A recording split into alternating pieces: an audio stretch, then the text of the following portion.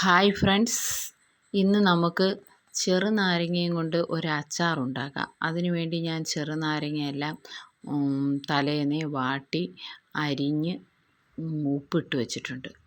ഒന്ന് വാടാൻ വേണ്ടി, ഉപ്പൊക്കെ പിടിക്കാൻ വേണ്ടിയിട്ട്. അത് കഴിഞ്ഞ് ഞാൻ പിറ്റേന്ന് ഇഞ്ചി, വെളുത്തുള്ളി ഇതെല്ലാം എടുത്തു വെച്ചിട്ടുണ്ട്. ഇഞ്ചിയും വെളുത്തുള്ളിയും എല്ലാം അരിഞ്ഞ് റെഡിയാക്കി എടുത്തിട്ടുണ്ട്.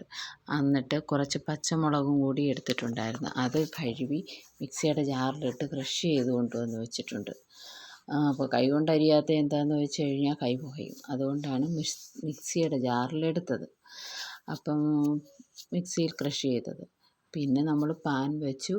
പാനിൽ എണ്ണ ഒഴിച്ച് അതൊന്ന് ചൂടായി വന്നപ്പോഴത്തേക്ക് കുറച്ച് കടുക് ഇട്ട് കൊടുത്തു. ഒരു 2 സ്പൂണ് എണ്ണയെ എടുത്തിട്ടുള്ളൂ, തോനെ എണ്ണയൊന്നും എടുത്തിട്ടില്ല.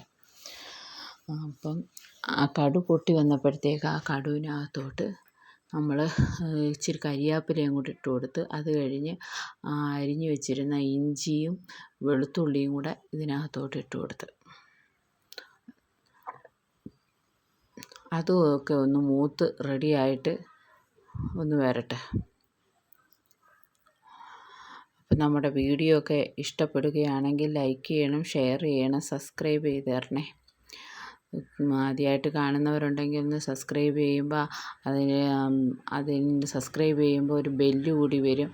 ആ ബെല്ലിൽ ടച്ച് ചെയ്യുമ്പം ഓളെന്ന ഓപ്ഷൻ വരും. അതിനകത്തൂടെ ഒന്ന് ടച്ച് ചെയ്യണേ. ഇപ്പം ഞാനിടുന്ന വീഡിയോയുടെയൊക്കെ ഈ നോട്ടിഫിക്കേഷൻ നിങ്ങൾക്ക് ഉടനടി ലഭിക്കുന്നതായിരിക്കും. അപ്പോൾ ഇച്ചിരി കായം കൂടി ഇടണമായിരുന്നു. അത് ഞാൻ ഇതിനകത്ത് ഇട്ടിട്ടുണ്ട്, പക്ഷേ അത് വീഡിയോയിൽ വന്നിട്ടില്ല. കായം കൂടി ഇടണം. പിന്നെ ആണെങ്കിൽ പച്ചമുളക് ചതച്ച് കൊണ്ടുവന്ന പച്ചമുളക് കൂടി ഇതിനകത്തോട്ട് ഇട്ട് കൊടുക്കാം. മൂത്ത് വന്ന ഇഞ്ചിയിലും വെളുത്തുള്ളിയിലും കായത്തിലൂടെ അതും കൂടെ ഒന്ന് അതിൻ്റെ പച്ചമണം മാറുന്ന വരെ ഒന്ന് ഇളക്കി യോജിപ്പിച്ച് ഒന്ന് എടുക്കാം.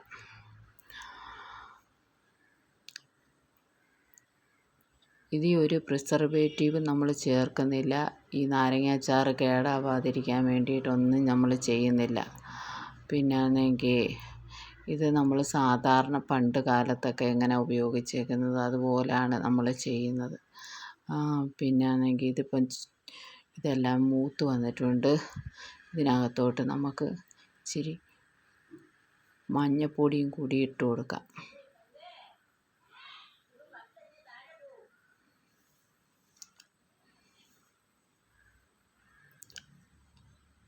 പിന്നെ ഈ അച്ചാർ എടുക്കുമ്പം സൂക്ഷിക്കേണ്ടതെന്ന് വെച്ചാൽ നനഞ്ഞ സ്പൂണൊന്നും ഇട്ട് എടുക്കരുത്.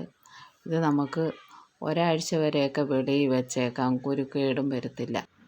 അപ്പോൾ ഈ മൂത്ത് വന്നതിനകത്തോട്ട് നമുക്ക് സ്വല്പം ഉലുവാപ്പൊടിയും കൂടെ ഇട്ട് കൊടുക്കാം. ഉലുവാപ്പൊടി ഇട്ട് കൊടുത്തിട്ട് പിന്നെ ആണെങ്കിൽ അത് ഇച്ചിരി വെള്ളവും കൂടെ ഒഴിച്ച് ഞാനതൊന്ന് തിളപ്പിക്കാൻ വെച്ചിട്ടുണ്ട്. അതൊന്ന് തിളച്ച് വരട്ടെ. അതിനകത്തോട്ട് സ്വല്പം വിനാഗിരിയും കൂടെ ചേർക്കാം. വിനാഗിരി ഒരു 2 സ്പൂണ് നമ്മൾ ചേർത്ത്, അതും കൂടെ ചേർത്ത് അത് ചൊവ്വനെ തിളച്ച് അതിൻ്റെ ആ കായവും ഉലുവയും ഇതെല്ലാം ഇതിനകത്തൊന്ന് പിടിക്കട്ടെ. അത് കഴിഞ്ഞിട്ട് നമുക്ക് ഈ അരിഞ്ഞു വെച്ചിരുന്ന നാരങ്ങ ഇതിനകത്തോട്ട് ഇട്ട് കൊടുക്കാം, അരപ്പിനകത്തോട്ട് ഇട്ട് കൊടുക്കാം. ഇനി അതെല്ലാം കൂടെ കിടന്നൊന്ന് ഇളക്കി ഒന്ന് വെന്ത് ഒന്ന് പറ്റി വരണം. ഇപ്പം നാരങ്ങയിൽ നിന്നുള്ള വെള്ളമെല്ലാം ഇനി ഇറങ്ങും തിളയ്ക്കുമ്പം. പിന്നെ ഈ നാരങ്ങ അച്ചാർ ഒരാഴ്ച വരെ വെളിയിൽ വെച്ചിട്ട് നമ്മളെടുത്ത് ഫ്രിഡ്ജിൽ വെച്ചിരുന്നാൽ അത് എത്ര നാൾ വേണമെങ്കിലും കേടാകാതെ ഇരിക്കും. ഞങ്ങളിവിടെ അങ്ങനെ ചെയ്യുന്നുണ്ട്, ഞങ്ങളുടെ പന്നലാവാറില്ല. പിന്നെ ആണെങ്കിൽ ഇച്ചിരി പഞ്ചസാര കൂടി നമുക്കിതിനകത്ത് ചേർക്കാം. പഞ്ചസാരയും കൂടെ ചേർക്കുമ്പോൾ ഒരു ടേസ്റ്റ് കിട്ടും. ടേസ്റ്റിന് വേണ്ടിയിട്ടാണ് നമ്മൾ ഈ പഞ്ചസാര ചേർക്കുന്നത്. പിന്നെ നനഞ്ഞ സ്പൂൺ ഇട്ടെടുക്കരുത്, ഉണങ്ങിയ സ്പൂണിട്ടേ ഈ അച്ചാർ എടുക്കാവുന്നേ ഉള്ളൂ. നല്ല സൂപ്പർ ഒരു നാരങ്ങ അച്ചാറാണ്. നിങ്ങൾക്ക് നാരങ്ങ കിട്ടുമ്പോൾ ഒരു പ്രാവശ്യം ഇങ്ങനെ ഒന്ന് ഉണ്ടാക്കി നോക്കണം കേട്ടോ. ഇത് ആർക്കും കഴിക്കാം, അൾസർ രോഗികൾക്ക് വേണമെങ്കിലും കഴിക്കാം, എല്ലാവർക്കും കഴിക്കാൻ പറ്റുന്ന നല്ല ഒരു നാരങ്ങ അച്ചാറാണ്. ഇതിൽ നമ്മളൊരു പ്രിസർവേറ്റീവും ചേർത്തിട്ടില്ല. ഹെൽത്തി ആയിട്ടുള്ള നല്ലൊരു നാരങ്ങ അച്ചാറാണ്. ഇച്ചിരി ഉപ്പും കൂടി കുറവുണ്ടായിരുന്നു, അതും കൂടെ ചേർത്തു. അപ്പോൾ ഇത്രയേ ഉള്ളൂ. Okay bye.